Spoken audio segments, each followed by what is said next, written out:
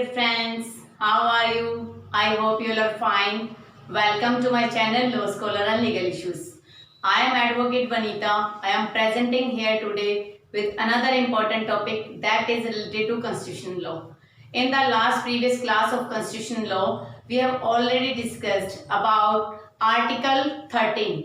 Article 13 का close 1, close 2 हमने अच्छे से डिस्कस कर लिया था। अभी भी क्लोज 2 की जो थोड़ी सी इंटरप्रिटेशन है वो बाकी रह गई थी और मैंने आपको कहा था कि लेक्चर काफी लेंथी हो रहा है, इसलिए वो जो रिमेनिंग पोर्शन है हम नेक्स्ट क्लास में कंप्लीट करेंगे। तो आज हम उस नेक्स्ट क्लास में उस रिमेनिंग पोर्शन को कंप्लीट करने जा रहे हैं। तो आज का हम लेक्चर स्टार्ट करते हैं, उससे पहले हम थोड़ा सा रिवाइज कर लेते हैं। जो लास्ट हमारा लेक्चर था वो लेक्चर किससे रिलेटेड था? आर्टिकल 13 से। आर्टिकल 13 का जो क्लॉज फर्स्ट था, आर्टिकल 13 का जो क्लॉज फर्स्ट हमें ये बताता था, हमने लास्ट क्लास में डिस्कस किया था। किस चीज के बारे में डिस्कस किया था? आर्टिकल 13 के बारे में। मैंने आपको बताया था आर्टिकल 13 जो है वो कितने पार्ट्स में डिवाइड होता है। आर्टिकल 13 जो है वो 4 पार्ट्स में डिवाइड होता है। कैसे हम 4 पार्ट्स में से डिवाइड करेंगे? सबसे पहला पार्ट जो है हमारा आर्टिकल 13 का क्लोज 1, फिर आर्टिकल 13 का क्लोज 2, फिर आर्टिकल 13 का क्लोज 3, आर्टिकल 13 का क्लोज 4। हर एक क्लोज जो है वो काफी इंपॉर्टेंट है, हम किसी भी पार्ट को छोड़कर नहीं चल सकते। जो आर्टिकल 13 है उससे रिलेटेड हमने किया था एग्जिस्टिंग लॉ की बात हो रही थी, यानी कि जब इंडियन कॉन्स्टिट्यूशन आया उसके आने से पहले जो लॉ पहले एग्जिस्ट करते थे उन पर क्या एप्लीकेबिलिटी होगी। फिर हमने करा पोस्ट कॉन्स्टिट्यूशनल लॉ के ऊपर, पोस्ट कॉन्स्टिट्यूशनल लॉ हमने थोड़ा इसके बारे में डिस्कस किया था। 13 के 3 के अंदर हमने डिस्कस किया था डेफिनेशन थी लॉ और लॉ इन फोर्स, दोनों टर्म को उसमें हमने डिस्कस किया था। और लास्ट टर्म जो ये कहता है कि जो आर्टिकल 368 का जो अमेंडमेंट है that is not a law, वो नहीं है लॉ की कैटेगरी में, बट इफ इन्फ्रिजमेंट होता है फंडामेंटल राइट का, इन्फ्रिजमेंट अगर है फंडामेंटल राइट का और बेसिक स्ट्रक्चर के अगेंस्ट है तो हम उसे क्या कर सकते हैं? कोर्ट में उसे चैलेंज कर सकते हैं। तो कोर्ट में उसे चैलेंज किया जा सकता है। यही चीज जो थी हमारे आर्टिकल के क्लोज 13 के क्लोज 4 में थी। जब एग्जिस्टिंग लॉ की बात आ रही थी तो एग्जिस्टिंग लॉ के अंदर क्या कुछ था, कौन सी डॉक्ट्राइन हमने करी थी? The main doctrine is doctrine of the severability की। सेवरेबिलिटी की हमने डॉक्ट्राइन करी थी कि अगर मान लो सेवरेबिलिटी है, कोई पार्ट उसका हम सेवरल कर सकते हैं, अलग कर सकते हैं, तो हम उसे करेंगे। फिर हमने इसमें करा था डॉक्ट्राइन ऑफ एक्लिप्स। एक्लिप्स का मतलब कोई पार्ट जो है अगर उसका वॉइड है तो उसको डिक्लेयर कर देंगे, बट जो अदर पार्ट है उसको हम अभी भी ऑपरेटिव रखेंगे। उसके बाद हमने कहा था कि जो भी लॉ है, कोई भी अगर लॉ बनता है तो उसका कोई रेट्रोस्पेक्टिव इफेक्ट नहीं होगा।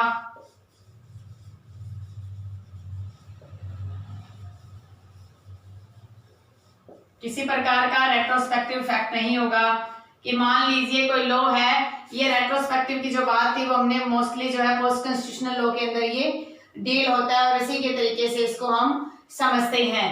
जब पोस्ट कॉन्स्टिट्यूशनल लॉ की बात आई थी तो उसके अंदर भी हमने कुछ एक टर्म्स डिस्कस किया था, कुछ एक एग्जांपल डिस्कस किया था। फर्स्ट था नो रेट्रोस्पेक्टिव इफेक्ट के बारे में बात की थी हमने। उसके बाद थोड़ा सा वेयर एक्ट में देख लेते हैं कि क्या कुछ ऐसी टर्म्स थी जो हमने मिस करी थी, उसमें क्या कोई ऐसी टर्म वेयर लैंग्वेज में अभी भी रहती है जो हम यहाँ पर कर सकते हैं। तो कह रहा है कि कोई भी कॉन्ट्रावेंशन के तहत, यही था क्लोज में कि अगर कोई कॉन्ट्रावेंशन होता है फंडामेंटल लॉ का, कॉन्ट्रावेंशन अगर है फंडामेंटल राइट्स का, तो क्या हो जाएगा? ये डिक्लेयर वॉइड अब इनिशियो डिक्लेयर हो जाएगा, ये वॉइड अब इनिशियो ये डिक्लेयर होगा।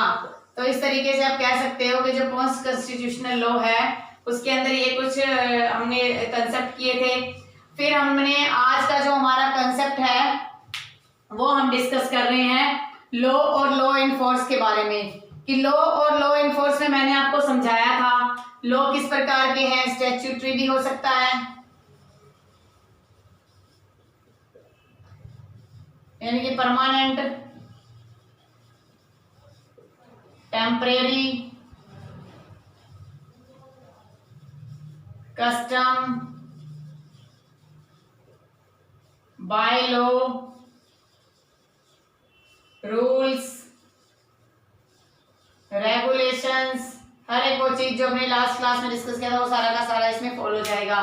जब लॉ एग्जिस्टिंग लॉ की जब हमने बात करी थी तो ये किस डेफिनेशन में फॉल करता है, आर्टिकल 366 के क्लॉज 10 में ये फॉल करता है। तो इसे हमने इसमें अच्छे से डिस्कस भी किया था। तो ये तो हमारा मेन जो एक क्रक्स था आर्टिकल 13 का, जब वो मैंने आपको बाय डायग्राम से हेल्प से आपको बता दिया, समझा दिया।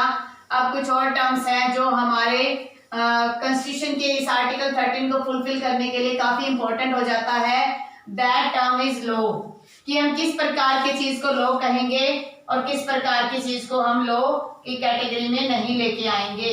तो ये जो डिस्कशन है हमारा आर्टिकल 13 का क्लॉज 3 और 13 के क्लॉज 4 में इसको अच्छे से डिस्कस करेंगे। आई होप आपको ये डिस्कशन है वो अच्छे से क्लियर हो जाएगा। अगर किसी प्रकार का आपको डाउट रहता है तो आप मुझसे वो पूछ सकते हैं। ये हमारी लाइव क्लासेस तो है नहीं कि आप इसी टाइम जो है वो डाउट्स क्लियर करें, लेकिन अगर फिर भी कुछ डाउट्स रहते हैं तो उन डाउट्स को भी आप जो अच्छे से डिस्कस कर सकते हो और समझ सकते हो। ऐसा नहीं कि उन डाउट्स को मैं जो है क्लियर नहीं करवाऊंगी। उससे पहले आज का हमारा जो कंसेप्ट आ जाता है, हमने जो लास्ट क्लास में जो पढ़ा था, एक तो state of Bombay FN Balsara का केस पढ़ा था और कुछ केसेस और करे थे वो इम्पोर्टेंट थे। उसके अलावा आज का जो हमारा नेक्स्ट जो कंसेप्ट आ रहा है वो हेडिंग क्या है, test of infringement of fundamental right, test of infringement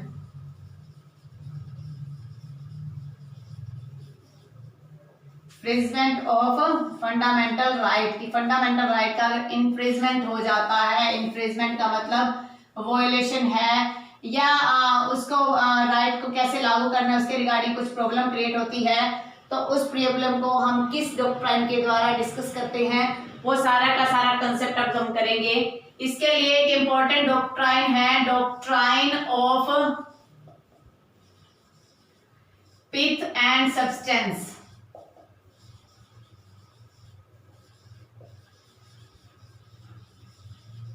जो डॉक्ट्राइन ऑफ पिथ और सब्सटेंस है ये बेसिकली किससे डील करती है, ये डील करता है जो लिस्ट 1 है और लिस्ट 2 है, लिस्ट 1 और लिस्ट 2। लिस्ट 1 कौन सी है, लिस्ट 3 भी मैं डिस्कस कर लेती हूँ क्या है, लेकिन मेनली ये जो है ये किससे डील करता है, लिस्ट 1 और 2 से डिस्कस करता है। क्या करता है, लिस्ट 1 कौन सी है, यूनियन लिस्ट, और लिस्ट 2 कौन सी है, स्टेट लिस्ट, और लिस्ट 3 कौन सी आ जाती है, हमारी कंकरेंट लिस्ट। ये तीनों लिस्ट कहां पर है, कौन सी शेड्यूल में है, 7th शेड्यूल में है ये। तो जब पिथ और सब्सटेंस की बात आती है तो ये कहा जाता है कि जब लिस्ट 1 के जो सब्जेक्ट्स हैं, लिस्ट 1 के जो सब्जेक्ट्स हैं और लिस्ट 2 के जो सब्जेक्ट्स हैं, अगर इन दोनों के बीच में कॉन्ट्राडिक्शन अराइज हो जाता है, there shall be a contradiction, एक कॉन्ट्राडिक्शन होना जरूरी है यहाँ पर, कि मान लो यूनियन का सब्जेक्ट था, सेंट्रल गवर्नमेंट के पास पावर थी लॉ बनाने की और लॉ बना दिया स्टेट ने, तो उस मामले में जब किसी प्रकार का कंफ्यूजन अराइज होता है, जब भी कोर्ट इंटरप्रिटेशन करेगी उस एक्ट की या उस लॉ की, तो कोर्ट पहले ये देखेगी कि क्या ये जिस सब्जेक्ट पर लॉ बनाया गया है whether that subject is related to state or union, क्या वो यूनियन और स्टेट से जुड़ा हुआ है, क्या जो सब्जेक्ट पर लॉ बना है उसकी पावर स्टेट के पास थी, अगर स्टेट के पास थी और स्टेट ने लॉ बनाया है तो that law is valid. But if there is a contradiction, मान लो स्टेट ने लॉ बना दिया और सेंट्रल जो गवर्नमेंट का जो सब्जेक्ट था, इनकी यूनियन का जो सब्जेक्ट था, स्टेट के लॉ बनाने के बाद भी सेंटर ने किसी प्रकार का ऑब्जेक्शन क्रिएट नहीं किया, ऑब्जेक्शन अराइज नहीं किया, तो वहां पर वो लॉ जो है वो वैलिड हो जाएगा। बट प्रॉब्लम यहाँ पर आती है कि मान लो जो लॉ बनाना था वो सब्जेक्ट जो था वो स्टेट का था, ठीक है, उस पे अगर सेंटर ने लॉ बना दिया, whether it is a problem, तो यहाँ पर मोस्टली प्रॉब्लम नहीं आती कि जो सेंट्रल अथॉरिटी है वो मेन अथॉरिटी होती है हमारे देश की। हालांकि फेडरल सिस्टम है, सेंट्रल और स्टेट की अलग अलग पावर्स हैं, बट फिर भी अगर सेंट्रल के ने स्टेट के किसी सब्जेक्ट पर लॉ बना दिया है तो स्टेट क्या कर सकता है, उसको चैलेंज करना चाहे कर सकता है, लेकिन मोस्टली जो फेवर में जाएगा सेंटर के पास जाएगा। लेकिन इश्यू अराइज होता है कि कोई ऐसा सब्जेक्ट है, मान लीजिए एक सब्जेक्ट ऐसा है जो सब्जेक्ट जो है किसी प्रकार के लिकर के रिलेटेड है, या कोई ऐसा सब्जेक्ट आप ले लीजिए जिसकी पावर ही सेंटर के पास है। मान लो लॉ और ऑर्डर से रिलेटेड कोई रेजोल्यूशन पास करना है, जैसे कोरोना के रिगार्डिंग क्या है, नए नए जो है डेली ऑर्डर्स आते रहते हैं, सेंट्रल गवर्नमेंट के ऑर्डर्स आते हैं, स्टेट गवर्नमेंट के ऑर्डर्स आते हैं, पर जो फाइनल ऑर्डर माना जाता है वो सेंट्रल गवर्नमेंट का माना जाता है। तो जो लॉ और ऑर्डर मेंटेन करने की बात आ गई, या मान लो आर्मी से रिलेटेड है, आप ये कह सकते हो कि आर्मी से रिलेटेड कोई चीज है, तो उसमें जो है सेंट्रल के पास जो पावर होती है, but law made by state government, law जो स्टेट गवर्नमेंट ने बना दिया, whether it falls under pith and substance, क्या ये पिथ एंड सब्सटेंस में आएगा? Yes, this falls under pith and substance theory. It means यहाँ पर जो पावर तो थी नहीं स्टेट के पास, सेंटर के पास पावर थी, और सेंटर को ही जो इस प्रकार की सिक्योरिटी के जो लॉज होते हैं वो सेंट्रल गवर्नमेंट बनाती है, तो सिक्योरिटी के लॉज को सेंटर के पास पावर थी, स्टेट ने बना दिया, तो कोर्ट यहाँ पर इंटरप्रिटेशन करेगी। कोर्ट क्या इंटरप्रिटेशन करेगी? कोर्ट पिथ एंड सब्सटेंस को अप्लाई कर देगी और उसको लॉ को क्या डिक्लेयर कर देगी? वॉइड डिक्लेयर कर देगी, अनकॉन्स्टिट्यूशनल डिक्लेयर कर देगी। वॉइड हम कह सकते हैं, लेकिन अगर हम कानून की नजर में देखा जाए, कॉन्स्टिट्यूशन के हिसाब से देखें, तो that law can be declare as constitutional law. जो मेन सब्जेक्ट होता है ना, उस सब्जेक्ट को चैलेंज किया जाता है। मान लो सिक्योरिटी पर्पज से लॉ बना दिया सेंट्रल गवर्नमेंट ने, बट उसको एग्जीक्यूट कैसे करवाना है, उस एग्जीक्यूशन के रिगार्डिंग अगर मान लो स्टेट गवर्नमेंट क्या कर देती है, कोई ऑर्डर पास कर देती है एग्जीक्यूशन के regarding, this is an incidental है कि अगर ये लॉ होगा तभी तो उसका एग्जीक्यूशन होगा। अब आपके मन में डाउट हो रहा होगा ये इंसिडेंटल क्या होता है और ये जो है परमानेंट जो लॉ है या इंसिडेंटल लॉ है, किस प्रकार का लॉ है, इन दोनों में डिफरेंस हम कैसे पता करेंगे? तो उस चीज के लिए समझने के लिए सबसे पहले हमें इससे रिलेटेड कुछ टर्म्स को समझना पड़ेगा कि जो लॉ बनाया गया है वो लॉ जो है कह रहा है कि डेफिनेशन कहती है कि जो लेजिस्लेशन है उसने लॉ बनाया और लेकिन वो लॉ का राइट जो था वो सेंट्रल गवर्नमेंट के पास था, स्टेट गवर्नमेंट ने उसे बना दिया। लिस्ट 2 के सब्जेक्ट को, अगर लिस्ट 1 के सब्जेक्ट को स्टेट ने बनाया तो क्या कंफ्यूजन अराइज होगा, तो उसे वॉइड डिक्लेयर किया जा सकता है। उसके बाद कहता है कि जो इंसिडेंटल इफेक्ट नहीं होने चाहिए, ऐसा नहीं कि जो मेन लॉ है कोई भी है, आप ये मान के चलो, आपको मैं एक एसआरए का एग्जांपल लिखती हूँ, उससे आपको मुझे लगता है कि आपको डाउट्स क्लियर हो जाएंगे कि क्या कुछ मैं कहना चाह रही हूँ और आप उससे किस तरीके से समझ सकते हैं। एसआरए में ये एक प्लॉट है, ये क्या है? एक प्लॉट है। इसको मैंने एग्रीमेंट कर दिया, इस प्लॉट का एग्रीमेंट मैंने किसके साथ कर दिया? सी के साथ एग्रीमेंट कर दिया कि ये प्लॉट जो है वो मैं कितने में सेल कर रहा हूं। सेल का एग्रीमेंट ले लिया हमने 5 लाख का, और जब एग्रीमेंट लिखा तो उस टाइम हमने 2 लाख दे दिए। सी एक व्यक्ति है, प्लॉट ए है, और जेड नाम के व्यक्ति ने का ये जो प्लॉट है। अब क्या करेंगे कि एग्रीमेंट 2 लाख में हो गया। अब इस जेड को जो है एक और व्यक्ति डी है वो ऑफर करता है। कितने रुपए की ऑफर करता है? 7 लाख की। तो अब इसके मन में लालच आ गया कि ये जो 7 लाख है ये मुझे प्लॉट के दे रहे हैं, यहाँ मुझे 5 ही मिल रहे थे, 2 मुझे एग्रीमेंट के आ चुके हैं, मैं 2 इसके वापस करके मुझे 7 लाख में ले लूंगा। इसने तो ये प्लानिंग करी। लेकिन सी जो था वो इस प्रॉपर्टी को चाह रहा था। सी ने क्या किया? स्पेसिफिक रिलीफ एक्ट के तहत सूट फाइल किया।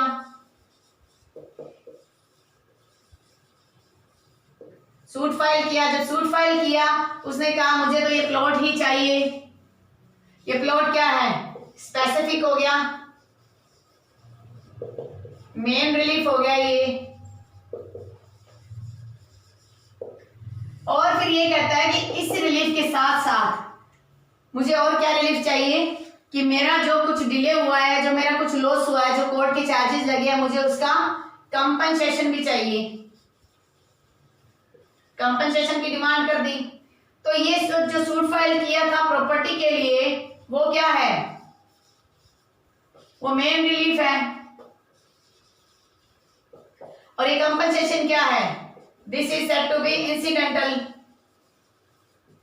आप ये मान के चलिए कि अगर वो डायरेक्ट कोर्ट में जाके ये कह दे कि मुझे इस प्लॉट के बदले जो है मुझे कंपनसेशन चाहिए, तो वो तो मेन रिलीफ कंपनसेशन ही डिमांड करा उसने। लेकिन यहाँ उसने डिमांड तो मेन रिलीफ करी, उसके साथ साथ अगर कोर्ट कंपनसेशन दे देती है तो वो इंसिडेंटल रिलीफ हो जाता है कि उस मेन रिलीफ के साथ ये जुड़ा हुआ है। अगर कोर्ट ये रिलीफ ही प्रोवाइड नहीं करवाती, कोर्ट ये मान लो ये जेड पार्टी जो है, जेड ये सोचता है कि कुछ ऐसे प्रूफ दे देता है जिससे साबित हो जाता है कि ये मकान लेने का हकदार ही नहीं है।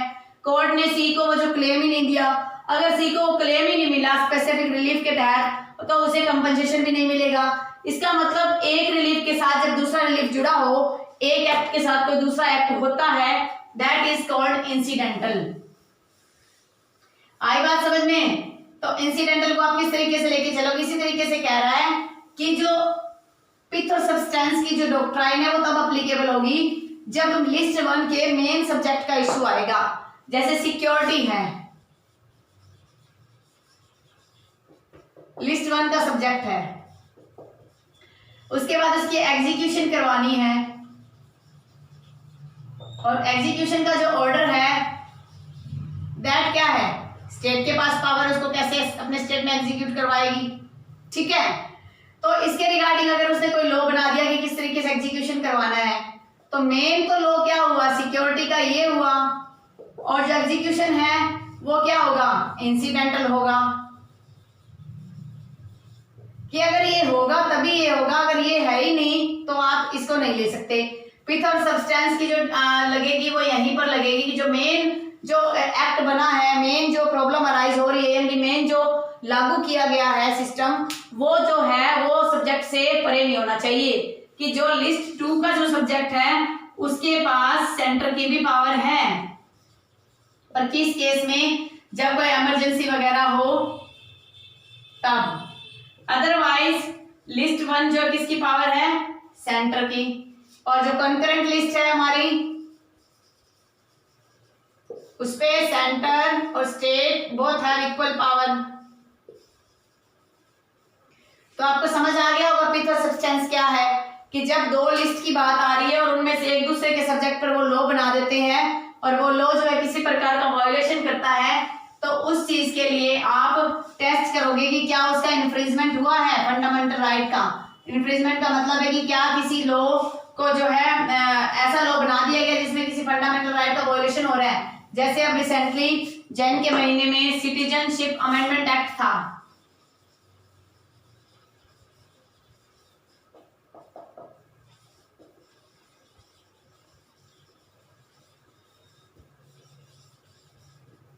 इस एक्ट में क्या था? जो डिस्क्रिमिनेशन की बात हो रही थी, ये सब्जेक्ट किसका है? सिटीजन, सेंटर का है, सेंटर ने लॉ बना दिया। डिस्क्रिमिनेशन की बात है, वायोलेशन ऑफ फंडामेंटल राइट की बात हो रही है, वायोलेशन ऑफ फंडामेंटल राइट, तो कोर्ट में रिट्स डली, इस पे भी फाइनल फैसला आया नहीं है, जब आ जाएगा तब हमें पता चल जाएगा कि किस तरीके से इसको लिया गया है। तो इसके रिगार्डिंग दो केस है, एक हमने कल डिस्कस किया ही था, state of Bombay versus FN Balsara का केस है, एक बेनेट कॉलम का केस है जो बहुत इंपॉर्टेंट हो जाता है, बेनेट कॉलेमन का। तो सबसे पहला जो केस है स्टेट ऑफ बॉम्बे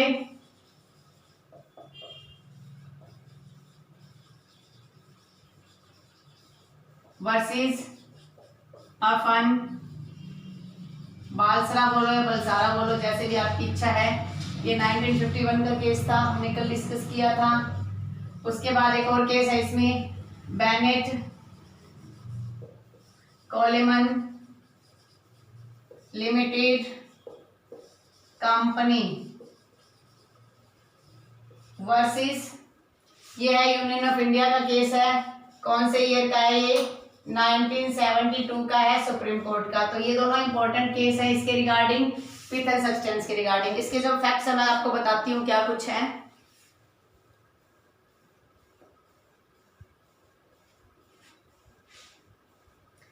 इसके जो स्टेट ऑफ बॉम्बे का जो केस है हमने कल डिस्कस किया ही था कि इसमें ये बात कही गई थी कि एक एक्ट जो था इसमें, कोई बॉम्बे का कोई एक्ट था लोकल, बॉम्बे प्रोहिबिशन एक्ट नहीं, लिकर प्रोहिबिशन ऐसा कुछ एक्ट था। तो लिकर प्रोहिबिशन ऐसा कुछ एक्ट था, दैट इज सेंट्रल एक्ट। तो इसमें स्टेट ने लॉ बना दिया। इसको चैलेंज किया गया कि ये जो है पिथ और सब्सटेंस को डॉक्ट्राइन अप्लाई होनी चाहिए। तो कोर्ट ने ये बात कही कि ये जो एक्ट है had to be valid even though it had an incidental effect on the power of union. यानी कि ये जो एक्ट बनाया गया है, ये बनाना तो सेंट्रल का सब्जेक्ट था और स्टेट ने बना दिया, लेकिन अगर सेंट्रल नहीं बनाती, सेंट्रल ऑब्जेक्शन नहीं करती है, तो स्टेट ने अगर वो बना दिया तो वो क्या होगा, एक इंसिडेंटल हो जाएगा। यानी कि स्टेट का कोई पहले का कोई लॉ बना हुआ है, उसी के इंसिडेंटल, उसी के साथ जुड़कर जो ये लॉ बना दिया तो इसे इंसिडेंटल बोला जाएगा। तो इस तरीके से इस एक्ट को चैलेंज तो किया गया, लेकिन सुप्रीम कोर्ट ने पिथ और सब्सटेंस जो है वो अप्लाई नहीं किया। सेकंड जो केस है उसमें पिथ एंड सब्सटेंस को अप्लाई किया और ये बात कही गई कि जब कोई भी लॉ बनाया, मान लो सेंटर ने लॉ बनाना था, स्टेट ने बनाया, वायलेशन कर दिया फंडामेंटल राइट का, फिर ये देखा जाएगा कि क्या ये वायलेशन हुआ है पिथ और सब्सटेंस का। पहले तो वो देखा जाएगा, जब पिथ और सब्सटेंस का कोई इसमें वायलेशन नहीं है, कि सेंटर को कोई ऑब्जेक्शन ही नहीं है कि इन्फ्रिंजमेंट हो रहा है या नहीं हो रहा, फिर देखा जाएगा कि क्या आर्टिकल 13(2) में फॉल करता है। अगर ये आर्टिकल 13(2) में फॉल करता है तो इसे अनकॉन्स्टिट्यूशनल डिक्लेयर कर दिया जाएगा।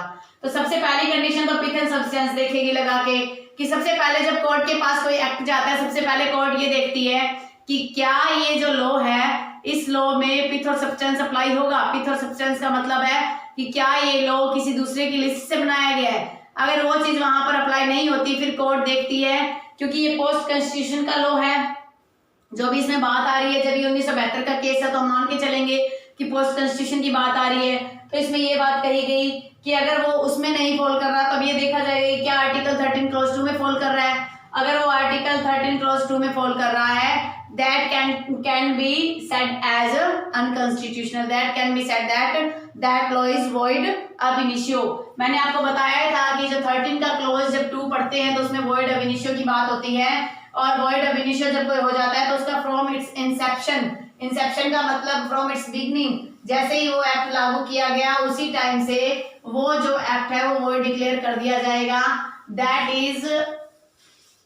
Is the category of article 13 close 2।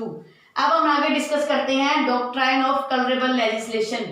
Doctrine of colourable legislation क्या कहता है?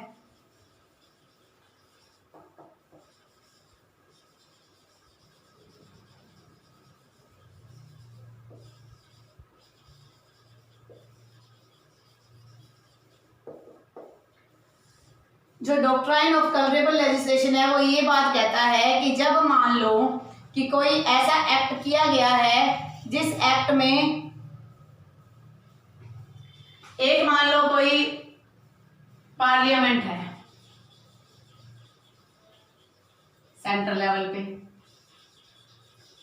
और एक है लेजिस्लेचर, कौन से वाला? स्टेट वाला। स्टेट लेजिस्लेचर की बात हो रही है।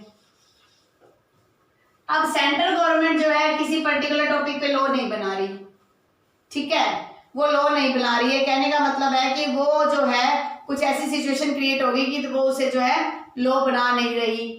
उसके बाद पार्लियामेंट जो वो लॉ नहीं बना सकती थी किसी रीजन से, तो उन्होंने क्या करा, उस अथॉरिटी को आगे ट्रांसफर कर दिया, यानी कि पार्लियामेंट ने डेलीगेट कर दी power, delegate the power to other authority.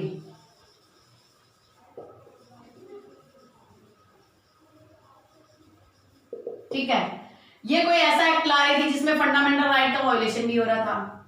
ये लाने रही, इसने क्या करा, स्टेट को मान लो वो अथॉरिटी सौंप दी, स्टेट ने उस पर लॉ ला दिया, तो जो लॉ है वो फंडामेंटल राइट का वायोलेशन हो रहा है, तो लॉ क्या डिक्लेयर कर दिया जाएगा, 13 क्लॉज की 2 की तरह होती है, जो क्या क्या आ जाएगा उसे अनकॉन्स्टिट्यूशनल। अब बात आती है कि जो डेलीगेशन ऑफ पावर है वो गलत तरीके से होगी, तो ये उस चीज पर निर्धारित करता है। ये एक टर्म है, उसको आप नोट कर लो, what cannot be done directly, what cannot be done directly, कि जो सीधे तरीके से नहीं किया जा रहा उसे आप गलत तरीके से इनडायरेक्टली भी नहीं कर सकते, कैन नॉट बी डन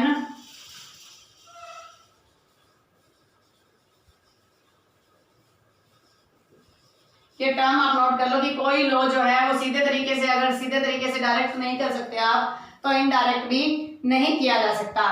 तो इसमें एक लैंडमार्क केस है इसका,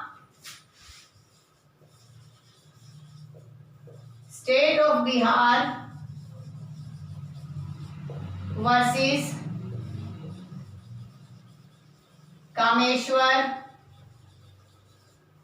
कामेश्वर सिंह, 1952 का ये केस है सुप्रीम कोर्ट का। इसमें क्या हुआ, बिहार में कुछ लैंड रिफॉर्म्स लाए गए, जैसे जमींदारी प्रथा थी पुराने टाइम में, उसी प्रकार से जमीन के लिए कुछ रिफॉर्म्स, जैसे जो गरीब लोग हैं उनको कुछ जमीन सौंपी जाने लगी या कुछ बदलाव होने लगा प्रॉपर्टी के अंदर, तो कुछ बिहार का जो लैंड रिफॉर्म एक्ट है उसको इसमें चैलेंज किया गया।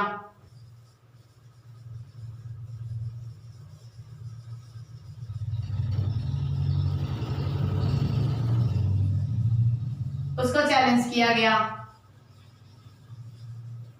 यहां पर पावर जो है डेलीगेट की गई थी, डेलीगेशन ऑफ पावर था।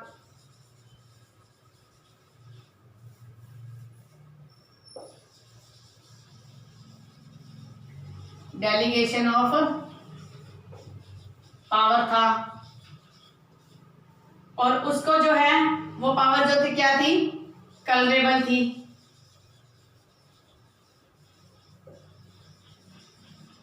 कलरेबल का मतलब है कि सेंट्रल गवर्नमेंट उस पर ढंग से एक्ट बना नहीं रही थी और स्टेट गवर्नमेंट को पावर सौंप दी, उन्होंने एक्ट बना दिया।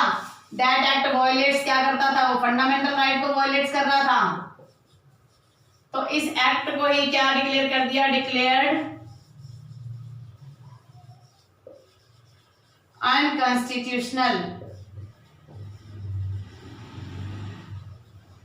इसको अनकॉन्स्टिट्यूशनल डिक्लेयर कर दिया गया। तो ये जो केस है आप इसे एक बार नोट कर लीजिए, काफी इंपॉर्टेंट केस है ये।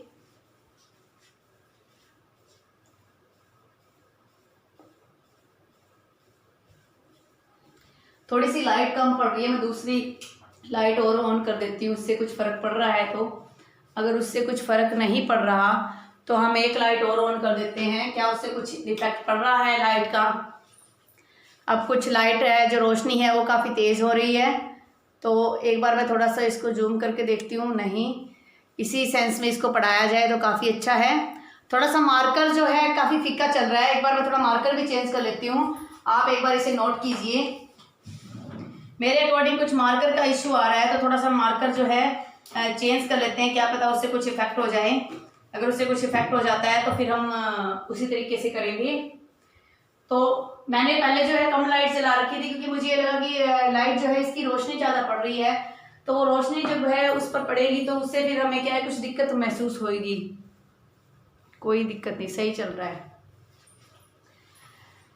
अभी कल मैंने बोर्ड का तो सेटअप इधर करवा लिया, लेकिन अब जो है मैं कोशिश करूंगी इसके ऊपर एक बड़ी लाइट मैं लगाऊं, जिससे क्या है कि अच्छे से रोशनी पड़े और हम अच्छे से जो है अपना लेक्चर कंप्लीट कर पाएँ, किसी प्रकार का धुंधलापन उसमें ना हो।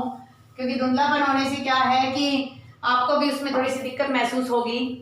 देखो कोई भी सेटअप है वो धीरे धीरे ही होता है, ऐसा नहीं कि एक साथ कोई सेटअप किया जा सके। तो अब जो है बिल्कुल क्लैरिटी मुझे लग रहा है कि आ जाएगी। चलो आगे डिस्कस करते हैं। ये तो बात हो गई थी पिथ और सब्सटेंस की और कलरेबल लेजिस्लेशन की। अब नेक्स्ट हमारा कंसेप्ट है waiver of fundamental rights. Can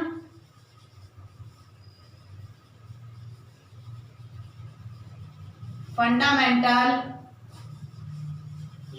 rights be waived. क्या फंडामेंटल राइट्स को आप वेव कर सकते हो? वेव का मतलब छोड़ सकते हो। क्या कोई ऐसा अधिकार है, क्या कोई ऐसा फंडामेंटल राइट है जिसको आप छोड़ सकते हो? अगर आपको लगता है कि हम फंडामेंटल राइट को वेव कर सकते हैं, तो अब मान लो आज आपको अधिकार दे दिया कि आपका कोई फंडामेंटल राइट है। फंडामेंटल राइट का मतलब है कि आपका एक ऐसा मौलिक अधिकार है कि आपको जो है हेल्थी माहौल मिलना चाहिए, हेल्थी एनवायरनमेंट मिलना चाहिए। सबसे पहला ये fundamental right.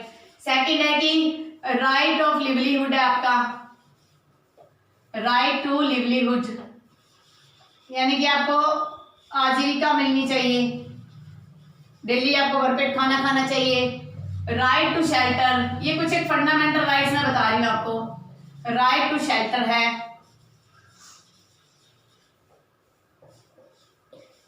Right to education है,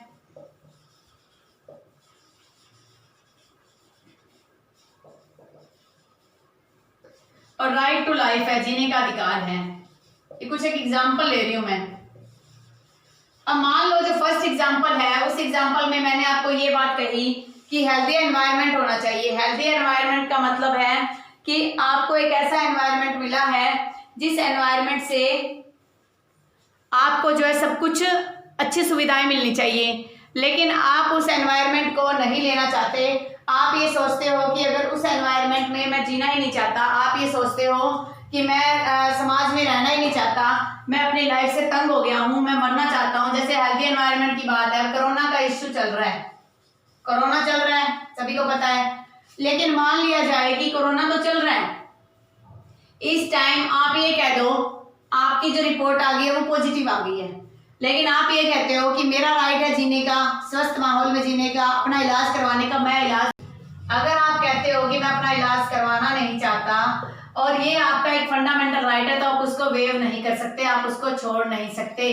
can not waive like this right to live it. आप मान लो आप कहते हो कि मुझे खाने को भोजन नहीं चाहिए, मैं नहीं खाना चाहता, मरना चाहता हूं, तो आप उसे नहीं कर सकते। आपको रहने के लिए छत मिली और आप कहते हो मैं अपनी उस छत के नीचे नहीं रहना चाहता, मैं तो दुनिया से जाना चाहता हूं, तो आप नहीं कर सकते। राइट टू एजुकेशन, 14 साल से छोटे बच्चों को जो है एजुकेशन का राइट दिया है। अगर वो कहते हैं माँ बाप की हम अपने बच्चे को नहीं पढ़ाना चाहते, अगर उनको फैसिलिटी सरकार दे रही है तो वो नहीं छोड़ सकते। राइट टू लाइफ, अगर कोई कहे कि मैं मरना चाहता हूँ, मैं आत्महत्या करना चाहता हूँ, तो आपको पता है आर्टिकल 309 में राइट टू सुसाइड जो है वो एक क्राइम की कैटेगरी में फॉल कर जाता है। तो इस तरीके से आप अपने राइट को वेव नहीं कर सकते। इसके रिगार्डिंग एक केस का नाम है जो प्री में पूछ लिया जाता है। मेंस में अगर मान लो आपको केस के नाम याद नहीं भी रहते तो मेंस में कोई समस्या नहीं आती। ऐसा नहीं कि जिन स्टूडेंट्स ने आंसर्स में अगर मान लो केस के नेम मेंशन किए तभी उनका सिलेक्शन होता है, ऐसा कोई जरूरी नहीं है। Firstly you have to clear your concepts, आपके कंसेप्ट्स क्लियर होने चाहिए, आपके डाउट्स नहीं होने चाहिए किसी प्रकार के। लेकिन प्री के पॉइंट ऑफ व्यू से एक केस है इसके अंदर, Basheshwarnath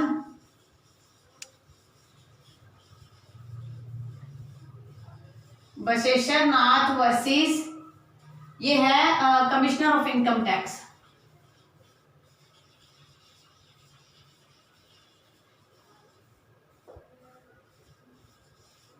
income tax 1959 supreme court का ये केस है। इस केस में ये बात कही थी कि जो फंडामेंटल राइट है वो कॉन्स्टिट्यूशन ने सिर्फ किसी व्यक्ति के फायदे के लिए नहीं दिया। इसमें क्या है, इसमें इनकम टैक्स फाइल नहीं किया था। इसमें क्या था, इनकम टैक्स फाइल नहीं हुआ था। जब इनकम टैक्स फाइल नहीं हुआ था तो इसके अंदर आप ये मान के चलो कि मैटर कोर्ट में गया, कोर्ट में गया, कोर्ट ने ये बात कही कि आप इनकम टैक्स फाइल करना जो है आपकी एक ड्यूटी भी बन जाती है, आपका केवल राइट नहीं है। आप ये नहीं कह सकते कि मैं इनकम टैक्स फाइल नहीं करूंगा। जो भी आपका एक फंडामेंटल राइट है ना, वो एक अकेले आपके बेनिफिट के लिए नहीं है, not for individual benefit, not for individual benefit के लिए नहीं है। वो हर एक व्यक्ति को अपने इंडिविजुअल बेनिफिट के साथ साथ पब्लिक के बेनिफिट्स भी देखने पड़ते हैं। तो जब भी फंडामेंटल राइट आपको मिल रहे हैं तो उसके साथ साथ पब्लिक के भी बेनिफिट जुड़े होते हैं। मान लो आज आप कोरोना से बीमार हो गए हो, आप अगर अपना ट्रीटमेंट नहीं करवाओगे तो आपके साथ साथ पता नहीं कितने लोग और बीमार हो जाएंगे। तो इस एक तरीके से जो आपका फंडामेंटल राइट है वो कितने दूसरे लोगों से जुड़ा हुआ है। तो इसीलिए फंडामेंटल राइट को जो आप वेव नहीं कर सकते, आप ऐसा नहीं कह सकते कि मेरा फंडामेंटल राइट है, मैं एक्सेस करूं या ना करूं, मैं उसे छोड़ना चाहूं तो छोड़ सकता हूं। तो ऐसा कोई सिस्टम नहीं है। आपको जो राइट्स मिले हैं आप उनको छोड़ नहीं सकते, आपको उन्हें एक्सेस करना ही पड़ेगा। उसके बाद हम आते हैं आर्टिकल 13 के क्लॉज 3 पे। उसमें क्लॉज 3 में क्या कहता है, हमने लॉ पढ़ा था। लॉ के अंदर कुछ डेफिनेशन थी, मैंने आपको बताया था कि ये एग्जॉस्टिव नहीं है। एग्जॉस्टिव का मतलब इंक्लूड वर्ड दिया हुआ था उसमें, तो इंक्लूसिव है। जब इंक्लूसिव होता है तो एग्जॉस्टिव का मतलब है सीमित, यानी कि जो डेफिनेशन दी वो सीमित, लेकिन ये नॉट एग्जॉस्टिव, एग्जॉस्टिव नहीं है, सीमित नहीं है।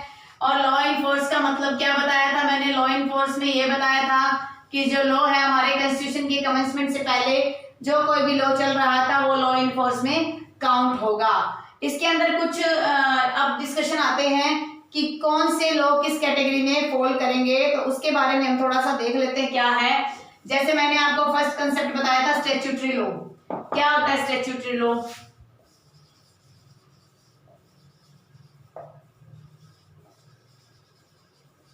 मेड बाय पार्लियामेंट,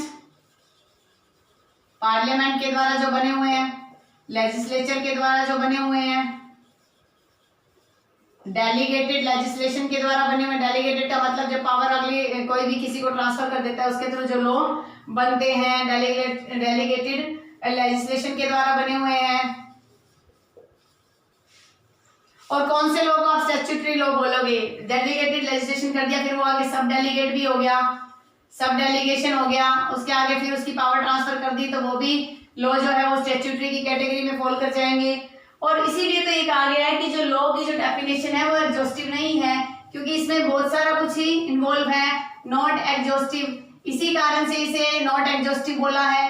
अगर आप ये मान के चलो कि लॉ लिमिटेड है, तो लॉ लिमिटेड नहीं है, वो अलग अलग तरीके से लागू किया जा सकता है। इसी तरीके से डेलीगेटेड लेजिस्लेशन की बात आ गई। इसी प्रकार से मान लो डीसी ने कोई ऑर्डर्स दे दिए, ऑर्डर्स एसडीएम के कोई ऑर्डर्स हैं, तहसीलदार के हैं,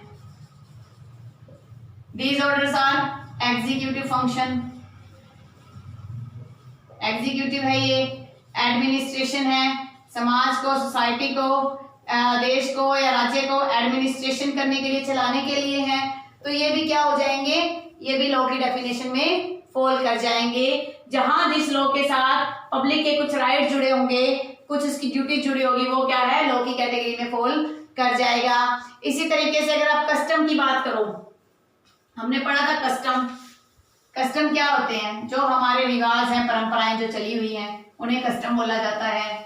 हमने जब कस्टम की बात करी थी, तो अगर मान लो आप कस्टम के हिसाब से चलो, तो हिंदू अपने देश में हैं, प्रिवेल करते हैं, पारसी करते हैं, पारसी भी रहते हैं हमारे देश में, मुस्लिम्स रहते हैं, सिख हैं, जैन हैं, कुछ एक धर्म है हिंदू में, हिंदू लॉ है,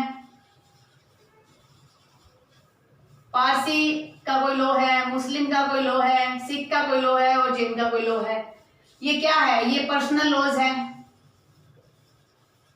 और पर्सनल लॉज किसी भी तरीके से आप देखा जाए तो अगर पर्सनल लॉ किसी के फंडामेंटल राइट को अगर वो वायलेट भी करते हैं, फंडामेंटल राइट को, अगर उनका धर्म, उनके कस्टम फंडामेंटल का वायलेशन भी करते हैं, तब भी वो क्या है, लॉ की कैटेगरी में ही आते हैं। ठीक है, आया समझ में? हिंदू लॉ का कोई नियम है कि हिंदू लॉ जो है कोई फंडामेंटल राइट, जैसे इनके पर्दा रखा जाता था पुराने टाइम में। अगर आप ये कहोगे जी पर्दा जो है वो किसी लेडी के फंडामेंटल राइट ऑफ फ्रीडम नहीं है उसकी, तो अगर ये वायलेशन है, इस प्रकार की कोई परंपरा चल रही है, कस्टम चल रहा है, तो वो कस्टम प्रिवेल करेगा फंडामेंटल राइट के ऊपर। इसी तरीके से आप मुस्लिम का ले लीजिए। मेरे अकॉर्डिंग तो ये वर्स्ट सिस्टम है जो मुस्लिम्स में है, लेकिन मैं किसी के पर्सनल लोगों को कुछ भी कमेंट नहीं करना चाहती, बट ये मेरा पर्सनल व्यू है कि जो मुस्लिम्स में ये परंपरा जो है, ये परंपरा पूरी तरह से बेबुनियाद, भद्दी, और आप ये कह सकते हो कि पूरी तरह से लेडी के राइट्स को वायलेट करता है, फंडामेंटल राइट्स को। आपने मुस्लिम्स में एक टर्म सुनी होगी, हलाला। हलाला क्या होता है? मान लो एक लेडी है, ए वाइफ है और बी जो है वो हस्बैंड है, दोनों का क्या हो गया? डाइवोर्स हो गया। अगर ये हस्बैंड दोबारा से इसी वाइफ से मैरिज करना चाहता है, अगेन अगर वो मैरिज करना चाहता है, तो ये जो वाइफ है ए, इसको क्या करना पड़ेगा? फर्स्टली मैरिज करनी पड़ेगी किसके साथ? किसी अदर मैन के साथ, अदर मैन, कोई भी आदमी, और उसके साथ वही रिलेशंस निभाने पड़ेंगे जो शादीशुदा लाइफ में होते हैं। रिलेशनशिप रहेगा, फिजिकल रिलेशनशिप भी रहेगा उसमें, और उसके बाद फिर इस दूसरे मैन को डाइवोर्स देगी, फिर डाइवोर्स होगा। जब ये डाइवोर्स हो जाएगा, फिर जो ये ए है ये बी के साथ मैरिज कर सकती है। तो ये जो हलाला है, ये जैसे ट्रिपल तलाक को अनकॉन्स्टिट्यूशनल डिक्लेयर कर दिया गया था, ट्रिपल तलाक को अनकॉन्स्टिट्यूशनल बना दिया गया। मेरा पर्सनल व्यू है इसको भी डिक्लेयर कर देना चाहिए, ये लॉ नहीं, ये सिस्टम नहीं होना चाहिए। लेकिन अभी हमने पढ़ा custom prevails our fundamental rights पे भी प्रिवेल कर रहा है कस्टम, ये यहाँ पर शो कर रहा है। इसको जब निकाल दिया जाएगा तो ये सिस्टम भी खत्म हो जाएगा, आप ये मान के चलिए। इसी तरीके से जो फतवा है, क्या हम उसे लॉ की कैटेगरी में मानते हैं? फतवा का मतलब जो आदेश वगैरह दिए जाते हैं मुस्लिम्स के, जो इनके आप मेन हेड जो बोलते हैं, क्या बोलते हैं मेरे माइंड में नहीं आ रहा, जैसे हमारे पुजारी होता है हिंदू में, मुस्लिम्स में उसे बोलते हैं कुछ, वो मुझे ध्यान नहीं है, मौलवी वगैरह कुछ होते हैं।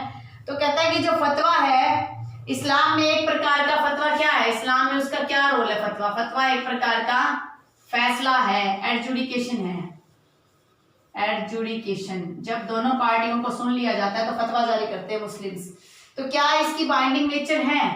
बाइंडिंग है ये? क्या ये लॉ है? क्या ये लॉ है? ये लॉ नहीं है, क्योंकि these can be coercive threat. ये जो फैसले होते हैं ये धमकियों से भी हो सकते हैं।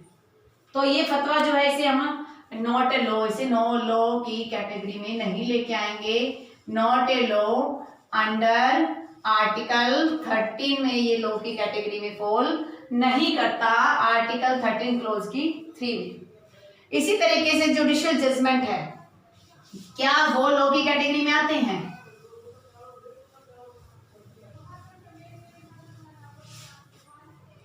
जुडिशियल जजमेंट,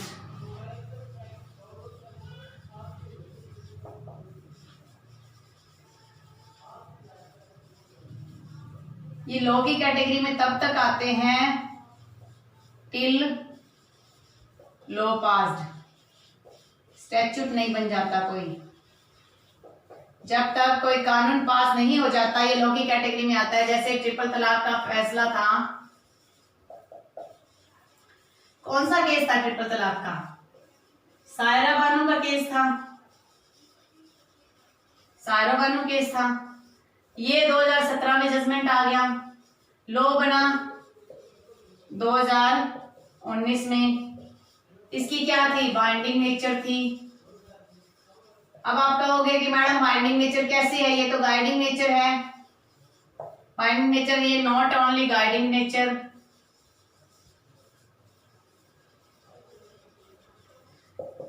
कोई भी जजमेंट जब कोर्ट के द्वारा, हायर अथॉरिटी के द्वारा, सुप्रीम कोर्ट के द्वारा जब पास कर दिया जाता है तो वो जजमेंट जो है वो एक लॉ ही बन जाता है। ये कहाँ पर मेंशन किया गया है? ये हमारे आर्टिकल शायद 143 में ये मेंशन किया गया है प्रेसिडेंट का, सॉरी 141।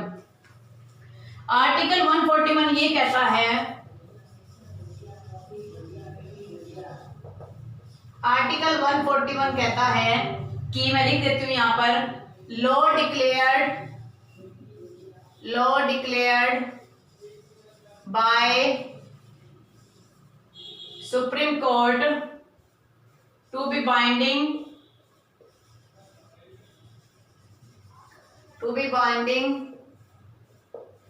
On all courts. ये सारी जो कोर्ट्स है उन पर बाइंडिंग नेचर है इनकी। तो ये बाइंडिंग नेचर कहाँ होगा? ऐसा नहीं कि ऑल कोर्ट्स में दूसरे देश की कोर्ट्स भी आ जाएंगी। ये courts with in the territory of India, with in the territory of India. Territory of India के अंदर जो भी कोई कोर्ट्स हैं, जब तक कोई फाइनल लॉ नहीं बन जाता, ये बाइंडिंग नेचर का होता है, गाइडिंग प्रिंसिपल नहीं है, तो इसे जो है आप किसी भी अथॉरिटी को लागू करवा सकते हो। तो ये हो गया हमारा आर्टिकल 13 का क्लॉज 3। अब हमारा लास्ट क्लॉज रह गया। लास्ट क्लॉज क्या कहता है? लास्ट क्लॉज को एक बार मैं नोट कर देती हूँ यहाँ, जिससे क्या है कि जिसके पास बेयर एक्ट नहीं है वो भी एक बार उसको हेडिंग्स के थ्रू जो है, सॉरी 2 लाइन का तो सारा ये मैं नोट ही कर देती हूँ।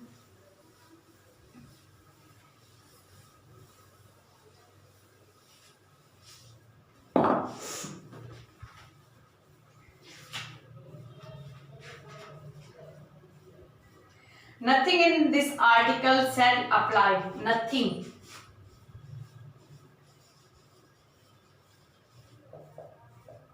In this article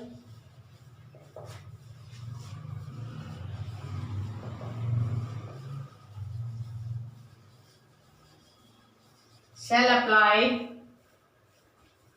to any amendments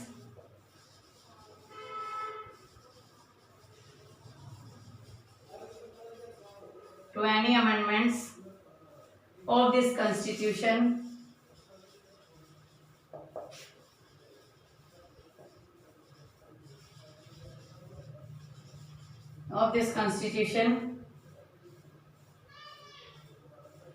made under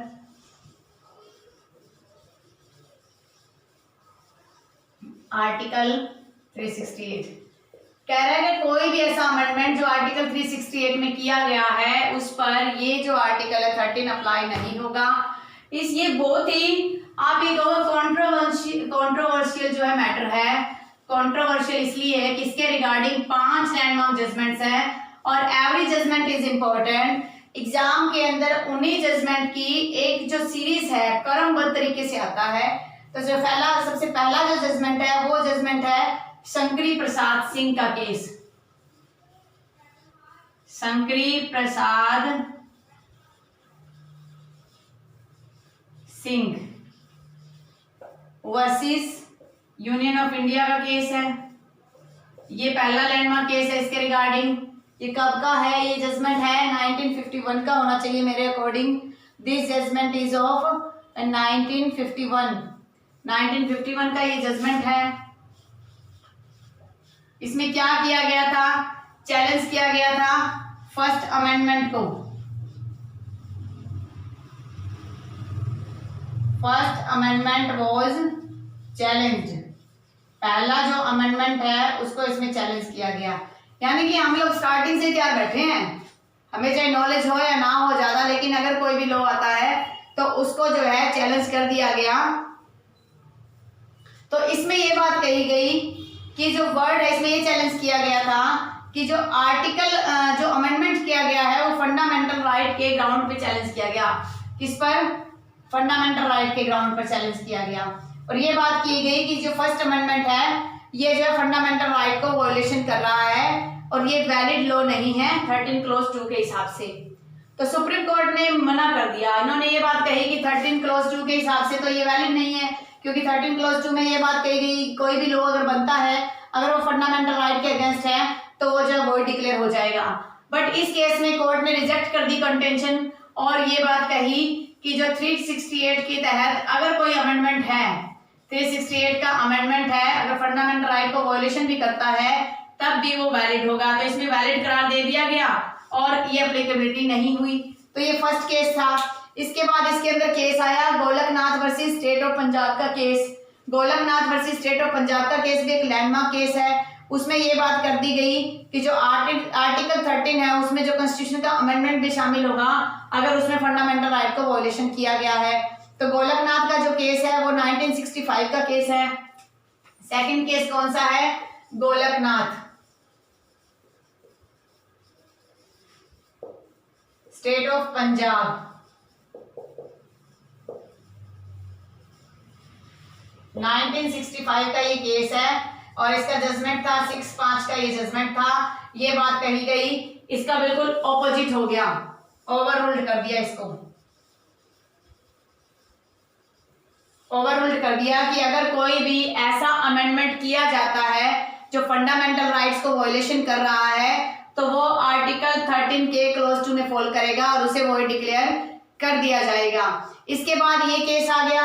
उसके बाद जो है फंडामेंटल राइट के रिगार्डिंग एक और लैंडमार्क जजमेंट आया, सज्जन सिंह का case.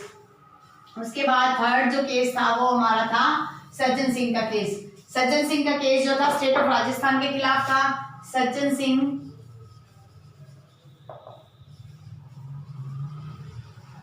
Versus state of Rajasthan.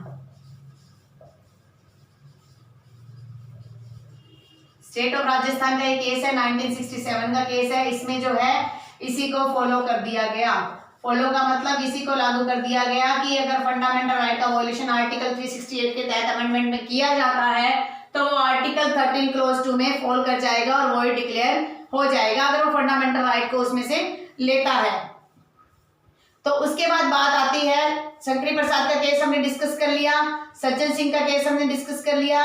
एक बात और माइंड में रखना आप, ये 1965 में जो आया है ये केस आया है, ये केस पहले आया है 1965 में और ये केस आया है 1967 में, सॉरी फॉर मिस्टेक। तो इसमें 65 इसको इसमें फॉलो किया गया था। इसमें ये बात कही गई थी, सेम बात कही गई थी।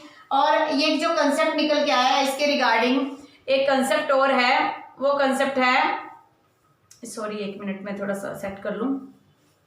फर्स्ट अमेंडमेंट इसमें चैलेंज हुआ और सज्जन सिंह की केस में जो था वो 17th अमेंडमेंट चैलेंज हुआ। और फिर उसके बाद गोलकनाथ के केस में प्रोस्पेक्टिव ओवर रूलिंग का प्रिंसिपल निकल के आया। उसमें ये बात कही गई कि जो भी अमेंडमेंट से अगर पार्ट 3 को वायलेशन करता है तो वो वॉइड होगा। इसको मैं थोड़ा सा तरीके से लिखवा देती हूँ जो आप इसको जो एक सीरीज में याद कर पाओगे। सबसे पहला जो केस था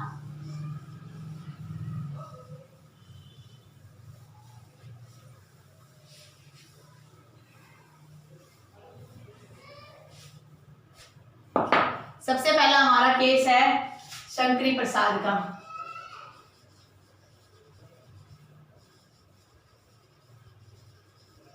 शंकरी प्रसाद वर्सेस यूनियन ऑफ इंडिया, 1951 का केस, सुप्रीम कोर्ट का।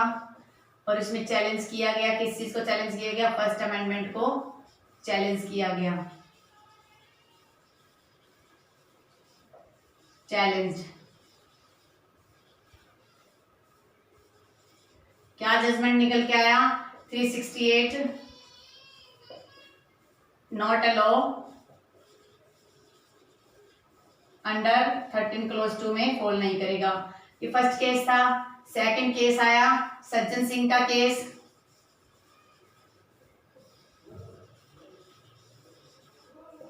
स्टेट ऑफ राजस्थान,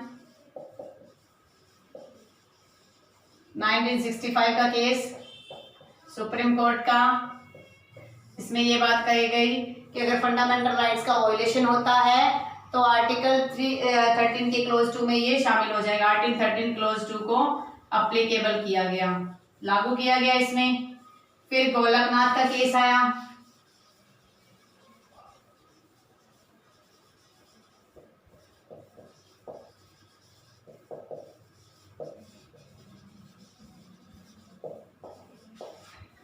ये सेकंड केस को इसमें 6/5 का जजमेंट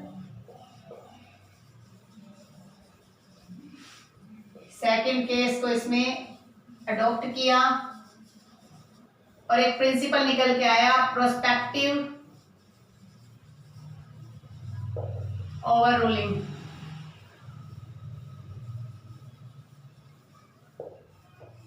प्रोस्पेक्टिव ओवर रूलिंग का मतलब है कि जो लास्ट जजमेंट था उसी जजमेंट को इसमें इंक्लूड कर दिया गया।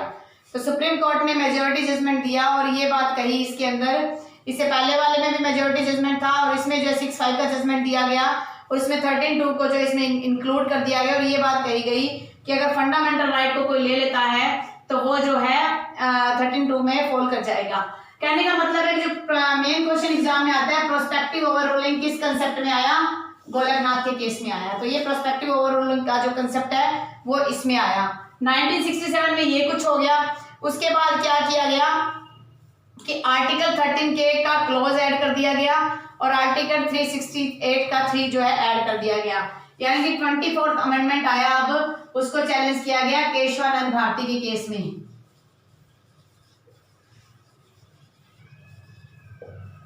केशवानंद भारती के केस में क्या आया, 24th अमेंडमेंट को चैलेंज किया गया। चैलेंज हुआ, निकल के क्या आया, निकल के ये आया कि जो है आर्टिकल 13(2) को चैलेंज नहीं किया जा सकता पार्ट 3 के अकॉर्डिंग, यानी कि अगर आर्टिकल 38 है, अगर उसमें कुछ अमेंडमेंट्स आ गए तो पार्ट 3 के अकॉर्डिंग चैलेंज नहीं किया जाएगा। पार्ट 3 यानी कि फंडामेंटल राइट्स में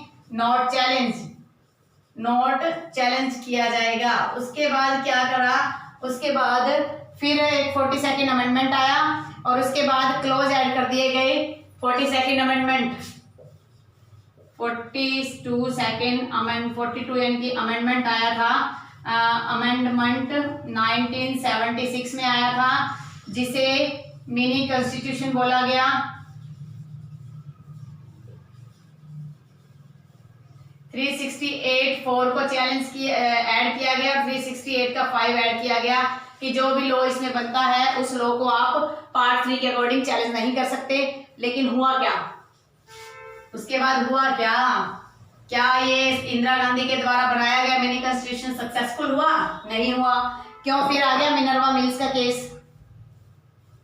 मिनर्वा मिल्स का केस जो था 1980 का केस है, ये 1973 का केस है। और मिनर्वा मिल्स के केस में क्या हुआ, versus union of India 1980 supreme court, इसमें जुडिशियल रिव्यू का कंसेप्ट आया। जुडिशियल रिव्यू, जो जजमेंट था उसी जजमेंट को रिव्यू किया गया। पहले जो जजमेंट आया था उसको रिव्यू किया गया और जो क्लोज 4 और 5 जो था उसको वॉइड डिक्लेयर कर दिया गया, क्योंकि क्लोज 368 का क्लोज 4 जो है और 368 का क्लोज जो 5 है डिक्लेयर वॉइड। क्यों डिक्लेयर कर दिया वॉइड? क्योंकि अगर ये रहता तो कुछ भी अमेंडमेंट्स कर सकते थी पार्लियामेंट, हमारे सारे फंडामेंटल राइट्स खत्म हो जाते। जब ये सारा कुछ हो गया, मिनर्वा मिल्स का जजमेंट आया, इसने ये बात कही कि 368, 4 और 5 जो बनाया गया था इंदिरा गांधी के टाइम में, उन्होंने पार्लियामेंट पर 368, 4 तो ये कहता है कि पार्ट 3 का वायोलेशन भी मायने नहीं रखता, पार्ट 3 वायोलेशन होगा, ये कह दिया साफ तौर पे। और नो लिमिट और पार्लियामेंट, और 5 ये कहता है कि कोई भी लिमिट नहीं थी पार्लियामेंट पे, यानी कि पार्लियामेंट कुछ भी बना सकता है। तो इसका मतलब तो पार्लियामेंट जनता का कुछ भी करेगा, जनता के फंडामेंटल राइट्स का वायोलेशन कर देगा। तो क्या इस तरीके से जनता चुपचाप सुनती रहेगी उस चीज को? तो जनता क्यों सुनेगी उस चीज को? तो इसीलिए कोर्ट में जो है ये एक जुडिशियल रिव्यू का कंसेप्ट निकल के आया। फर्स्ट टाइम मिनर्वा मिल्स के केस में जुडिशियल रिव्यू का कंसेप्ट आया। तो इस तरीके से जो है ये जुडिशियल रिव्यू का जो कंसेप्ट है ये पूरी तरह से यहाँ पर सक्सेसफुल हो जाता है। तो इसके बाद आर्टिकल 368(4) के रिगार्डिंग मुझे नहीं लगता कुछ और कंसेप्ट रह गया होगा, फिर भी मैं देख लेती हूँ। आर्टिकल 313 जो है उसमें और कुछ रहा है तो हम थोड़ा और डिस्कस कर लेंगे। Act of state, basic feature निकल के आया, ठीक है, ये तो हमने कर लिया। सेवरेबिलिटी का प्रिंसिपल हो गया हमारा। लेजिटिमेट एक्सेप्टेशन कुछ नहीं, प्रोपोर्शनलिटी, पंच एंड इक्विटल कुछ भी नहीं, ये तो आगे आर्टिकल 14 का। तो ये था हमारा पूरा का पूरा आर्टिकल 13। और आर्टिकल 13 में हमने काफी केस डिस्कस कर लिए। Every case is a very important part of competition. तो आपको हर एक कंसेप्ट को अच्छे से करना है और सबसे ज़्यादा तो ये जो 5 केस है कंटिन्यूटी में, उनको अच्छे से आपने लर्न करना है। 31 जो बात कर रहा है वो एग्जिस्टिंग की बात कर रहा है। 13 का जो 2 है वो बात कर रहा है पोस्ट का। 13.3 में डेफिनेशंस। और 13.4 क्या कह रहा है? 13.4 कह रहा है कि 368 जो है वो लो नहीं है, लो की कैटेगरी में नॉट है, लो नहीं माना जाएगा। 5 जजमेंट है। सबसे पहला शंकरी, याद कर लो आप, शंकरी सज्जन, गोलक, केशवानंद,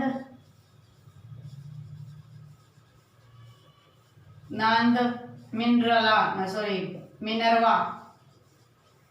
गोलक में प्रोस्पेक्टिव ओवर रूलिंग निकल के आया।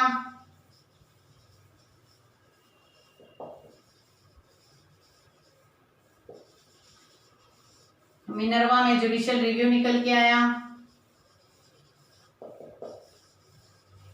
तो इस प्रकार से हमारा जो है आज का आर्टिकल 13 यही कंप्लीट होता है। आई होप आपको मेरा आज का जो वीडियो है वो पसंद आया होगा, लेक्चर पसंद आया होगा। अगर किसी प्रकार का कोई डाउट रहता है तो आप मुझे जरूर बताइए, मैं आपके लिए हमेशा तैयार हूँ। और अगर आप मेरे चैनल पे न्यू हो और फर्स्ट टाइम मेरे इस वीडियो को सुन रहे हो, देख रहे हो, तो मेरी आपसे रिक्वेस्ट है कि आप मेरे चैनल को सब्सक्राइब कर लीजिए, अपने दोस्तों में शेयर कीजिए, बिकॉज शेयरिंग इज केयरिंग। जितना आप शेयर करोगे उतना ही वो आगे बढ़ेगा। और कोरोना के इस काल में प्लीज आप अपना ध्यान रखिए, यूजीसी नेट के एग्जाम की तैयारी कीजिए, क्योंकि वही बिल्कुल पास एग्जाम भागता चला आ रहा है। अभी 1-2 दिन में एडमिट कार्ड इशू हो जाएंगे, तो उसके बाद हमारा कंफर्म हो जाएगा कि एग्जाम होना ही है। Stay home, stay safe, stay healthy. Thank you for watching.